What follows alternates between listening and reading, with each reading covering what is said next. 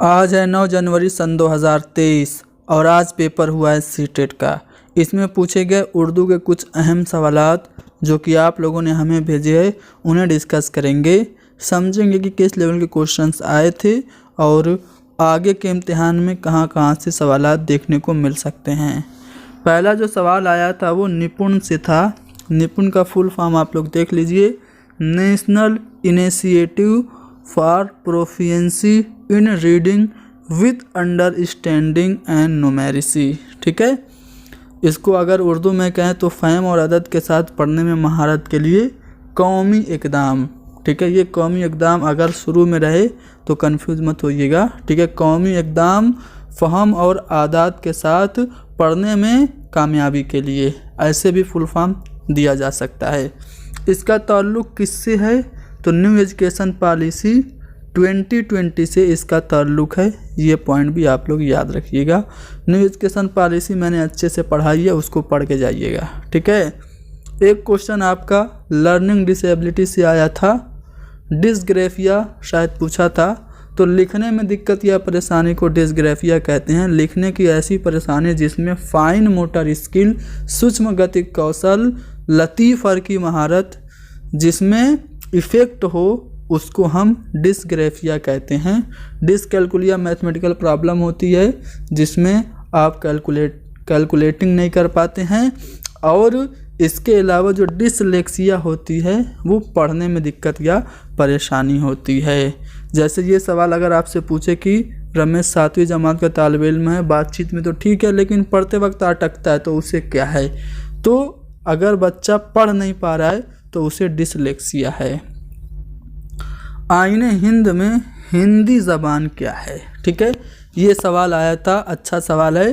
तो देखो, आईने हिंद में जो हमारी हिंदी ज़बान है वो उसके बारे में आर्टिकल 343A है, जिसमें साफ साफ लिखा गया है कि देवनागरी लिपि में लिखी गई हिंदी जो ज़बान होगी वो यूनियन की सरकारी ज़बान होगी। यानी कि जो हिंदी है वो हमारी सरकारी ज़बान है। ठीक है, अब मुमकिन है कि अंग्रेज़ी पूछ दे क्या है, उर्दू पूछ दे क्या है।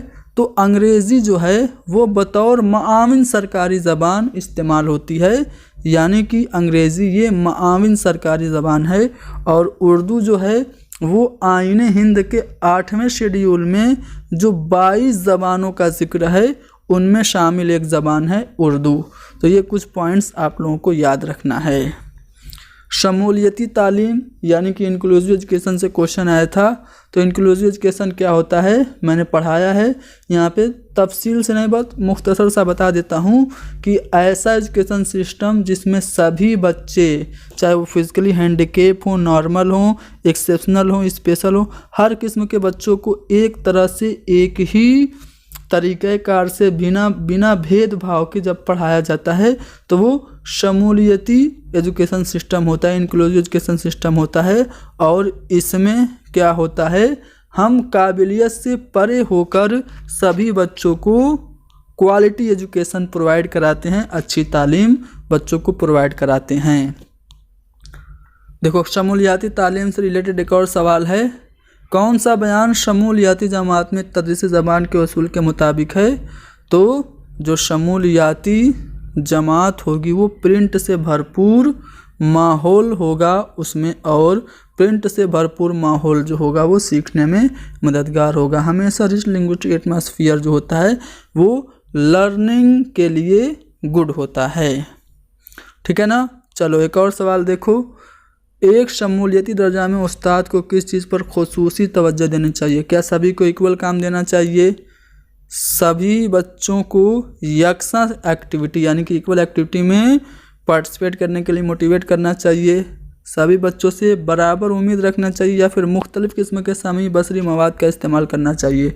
तो जी हाँ, जब आप एक शमूलियती क्लासरूम में एज ए टीचर टीचिंग करें तो आप क्लासरूम में वेरियस ऑडियो विजुअल एड्स का यूज़ करें, क्योंकि उसमें कुछ बच्चे ऐसे भी होते हैं जो देख नहीं पाते हैं सही से, कुछ ऐसे बच्चे होते हैं जो सही से सुन नहीं पाते हैं, कुछ भाग नहीं पाते हैं, कुछ दौड़ नहीं पाते हैं। तो आप सभी को, नॉर्मल स्टूडेंट्स जितना सभी को दौड़ा नहीं सकते, तो इसलिए आपको मुख्तलिफ़ किस्म के समई बसरी मवाद, दृश्य श्रव्य सामग्रियों का प्रयोग करना है। तो ऑप्शन डी यहाँ पे सही होगा। इस तरह के सवालात पूछे गए थे, मुझे बस टॉपिक बताया गया यहाँ से आया, मैं उसको अंदाज़ा लगा के आप लोगों को बता रहा हूँ, ठीक है। चलो ये देखो वाइगोत्स्की से मुताल्लिक सवाल आया था। तो वाइगोत्स्की के नज़रिया पर मबनी जो क्लासरूम होता है वो उसमें किस पे जोर दिया जाता है? तो सोशल इंटरेक्शन पर, समाजी तामुल पे, सामाजिक अंतक्रिया पे जोर दिया जाता है, ठीक है। देखो एक और सवाल ऐसा ही है कि कौन वाइगोत्स्की के सही नज़रिया को मुनक़िस करता है, प्रदर्शित करता है? तो वाइगोत्स्की के मुताबिक जो लर्निंग है ये एक सोशल कंट्रैक्ट के या सोशल इंटरेक्शन के रिज़ल्ट में आती है, यानी कि जब हम सामाजिक अंतक्रिया करते हैं तभी आसानी से हमारे अंदर अधिगम होता है। ये बात वाइगोत्स्की कह रहे हैं। इन्होंने समाज पे यानी कि सोसाइटी पे, संस्कृति यानी कि कल्चर पे, और भाषा यानी कि लैंग्वेज पे, इन 3 चीज़ों पे बहुत ही ज़्यादा जोर दिया। और इन्होंने कुछ कंसेप्ट भी बताए, जैसे प्राइवेट स्पीच इन्होंने बताई क्या होता है। अगर बच्चा किसी काम को करते हुए खुद से बात करे, जैसे प्रेस कर रहा है और खुद से बात कर रहा है, तो इसको उन्होंने प्राइवेट स्पीच, निजी तकरीर कहा। ZPD इसको उर्दू में कुर्ब नशोनुमा का इलाका कहते हैं। इसका full form zone of proximal development है। अगर कोई बच्चा किसी काम को खुद से कर ले रहा है और किसी काम को किसी की मदद से कर रहा है तो उसके बीच में भी एक इलाका होता है, उसको इन्होंने वाइगोत्स्की ने जोन ऑफ प्रॉक्सिमल डेवलपमेंट, समीपस्थ विकास का क्षेत्र, कुर्ब नशोनुमा का इलाका कहा। इसका फोल्डिंग टेम्परेरी हेल्प को कहा। अगर कोई बच्चा किसी काम को करने में दिक्कत महसूस कर रहा है तो आप उसको जब टेम्परेरी हेल्प देते हैं और वो जब काम खुद से कर लेता है तो उस हेल्प को हटा लेते हैं, तो इसको इसका फोल्डिंग कहा। सोशल इंटरेक्शन, सामाजिक अंतक्रिया को कहा। तो ये जो सवाल था इसका जवाब ये इसका फोल्डिंग था, क्योंकि इसमें एक बच्चा है किसी प्रॉब्लम को खुद से सॉल्व नहीं कर पा रहा है, लेकिन कोई एक्सपीरियंस्ड आदमी उसको इंस्ट्रक्शन दे रहा है तो वो उस इंस्ट्रक्शन की मदद से क्वेश्चन सॉल्व कर ले रहा है, तो इसमें स्कैफोल्डिंग था। तो वाइगोत्स्की से सवाल आए थे, तो वाइगोत्स्की से जितने भी सवाल बन सकते हैं मैंने सब आपको समझा दिया। न्यू एजुकेशन पॉलिसी से सवाल आया था। तो न्यू एजुकेशन पॉलिसी 2020 में क्लासिकल ज़बान को किस तरह पढ़ने की सिफारिश की गई है? तो सेहलसानी फार्मूला में एक ज़बान के तौर पर क्लासिकल लैंग्वेज को पढ़ने की रिकमेंडेशन की गई है। साथ ही साथ न्यू एजुकेशन पॉलिसी में किस पे जोर दिया गया है? तो तसव्वुरात की समझ पे, कंसेप्ट अंडरस्टैंडिंग पे जोर दिया गया है। इसके अलावा न्यू एजुकेशन पॉलिसी 2020 कौन कौन सी ज़बानें पढ़ने की वकालत करता है? तो मादरी ज़बान, घर की ज़बान, क्लासिकल ज़बान, जदीद हिंदुस्तानी ज़बानें और गैर मुल्की ज़बानें, ये सब पढ़ने की सिफारिश करता है, ठीक है। तो ये सभी सवालात जो हमको बताया गया कि पूछे गए थे। बाकी और भी सवालात आप लोगों के ज़हन में अगर हों तो इसी वीडियो की कमेंट में डाल दीजिए, हम सॉल्व कर देंगे उसको, ठीक है। तो सभी लोग कमेंट करके सवालात बताइए कहाँ कहाँ से और कौन कौन से क्वेश्चंस पूछे गए थे। वीडियो को शेयर कीजिए और हैदरी स्टडी पॉइंट को ज़रूर सब्सक्राइब कीजिए।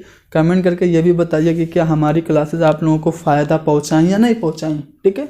ओके, अल्लाह हाफिज़।